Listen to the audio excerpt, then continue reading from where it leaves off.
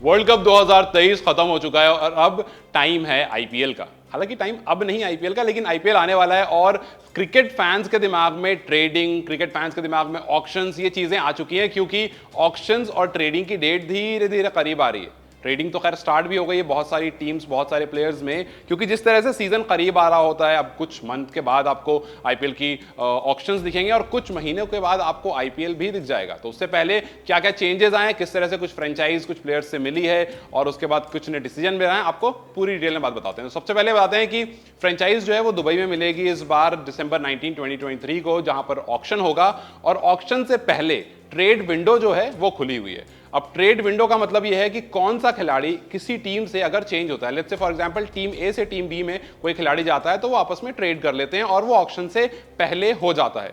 तो टीम में इस तरह से ट्रेडिंग स्टार्ट हो गई है और ऑक्शन डोमेन के बाहर भी ट्रेडिंग हो रही है। उसमें कुछ प्लेयर ऐसे हैं जिनकी रिटेंशन डेडलाइन जो आपको बीसीसीआई ने दी है वो नवंबर 26 दी है और उस हिसाब से जिस तरह से ट्रेडिंग हो रही है तो धीरे धीरे 3 प्लेयर अभी ऐसे हैं जो ट्रेड कर लिए गए हैं, जिसमें सबसे बड़ा नाम है रोमेरो शेफर्ड का, जो 50 लाख रुपए में ट्रेड हुए हैं from Lucknow Super Giants to Mumbai Indians. Lucknow से वो मुंबई में ट्रेड हो गए हैं। उसके बाद दूसरा नाम है डेविड पडिक्कल का, पडिक्कल 7.5 सीआर में ट्रेड हुए हैं from Rajasthan Royals to Lucknow Super Giants. उसके बाद तीसरा नाम है आपको अवेश खान का, अवेश खान जो कि 10 सीआर में गए थे, काफी एक्सपेक्टेशन थी लास्ट ईयर, लेकिन कहीं ना कहीं उतने खरे नहीं उतरे थे। इस बार वो ट्रेड हो गए हैं from Lucknow Super Giants to Rajasthan Royals. इसका मतलब है कि आपको इस बार अवेश खान जो हैं वो लखनऊ के अलावा आपको राजस्थान में खेलते हुए दिखेंगे।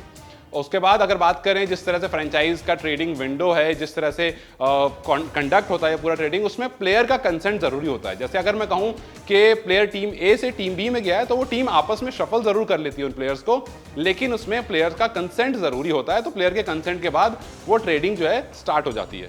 अब ट्रेडिंग के अलावा कुछ खिलाड़ी ऐसे हैं जिनको रिलीज भी कर दिया गया है। जी हाँ, मतलब जो आपको ऑक्शंस में दिखेंगे उसमें एक सबसे बड़ा नाम है सीएसके के बेन स्टोक्स का। हालांकि बेन स्टोक आपको ऑक्शन में नहीं दिखेंगे, वो इसलिए क्योंकि बेन स्टोक अपनी मर्जी से पीछे हटे। बेन स्टोक ने अपना नाम विड्रॉ कर लिया है क्योंकि वो वर्कलोड मैनेज नहीं कर पा रहे थे और वर्कलोड मैनेजमेंट की वजह से उनको नी इंजरी भी थी और इस वजह से उन्होंने अपना नाम जो है पीछे ले लिया है। दूसरा नाम है आपको दिल्ली कैपिटल से 2 खिलाड़ी का, पृथ्वी शॉ और मनीष पांडे।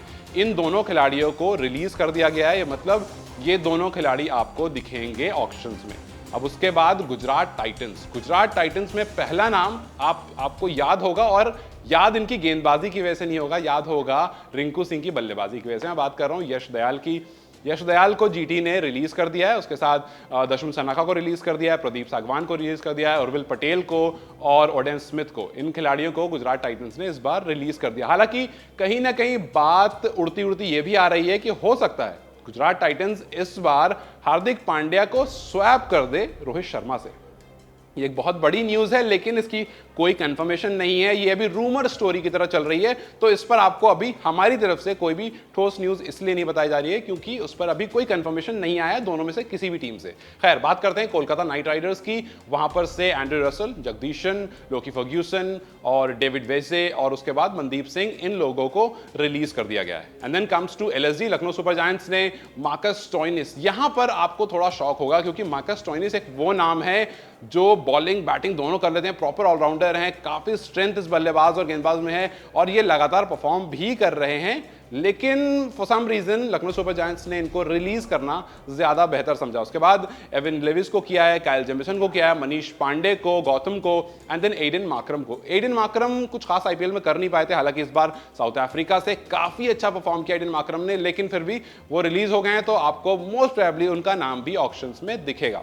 फिर उसके बाद मुंबई इंडियंस ने जयदेव उनडकट, ईशान किशन को भी रिलीज कर दिया। जी हाँ, ईशान किशन शायद एक वो नाम है जिनको आप एक्सपेक्ट नहीं कर रहे होगे कि रिलीज किए जाएंगे, लेकिन ईशान किशन रिलीज हो गए, मुरुगन अश्विन रिलीज हो गए और आपको पीयूष चावला, फिर संदीप वॉरियर, ये कुछ मेरेदित, ये कुछ प्लेयर ऐसे हैं जिनको रिलीज कर दिया गया है। फिर अब बात करते हैं पीबीकेएस की, मतलब पंजाब किंग्स की, जहां पर से हरप्रीत भाटिया रिलीज हो गए हैं, ऋषि धवन रिलीज हो गए हैं और उसके बाद मैथ्यू शॉट रिलीज हो गए हैं और राज बावा भी रिलीज हो गए हैं वहां से, फिर राजा प्रकाशा भी रिलीज कर दिए गए हैं। तो ये कुछ खिलाड़ी रिलीज कर दिए गए हैं। अब बात करते हैं हम राजस्थान रॉयल्स की। तो राजस्थान रॉयल्स में जेसन होल्डर, एक बहुत बड़ा नाम, जो रूट, जिनको पिछली बार लाया गया था, बहुत उम्मीदें थी लेकिन जो रूट को ज्यादा मौके नहीं मिले थे, कुछ खास परफॉर्मेंस भी नहीं आई थी।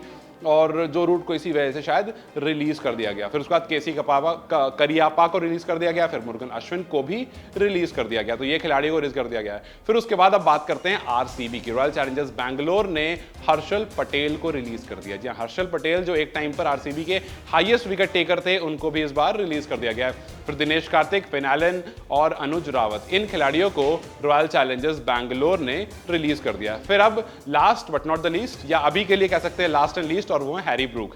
हैरी ब्रूक एक वो खिलाड़ी जिसने एसआरएच के लिए सेंचुरी लगाई। हैरी ब्रूक वो खिलाड़ी जिसने सेंचुरी के बाद एक स्टेटमेंट दी कि ये सेंचुरी जो है हर इंसान के लिए जवाब है जो मेरे पर क्वेश्चन कर रहा था मेरी परफॉर्मेंस को लेकर के।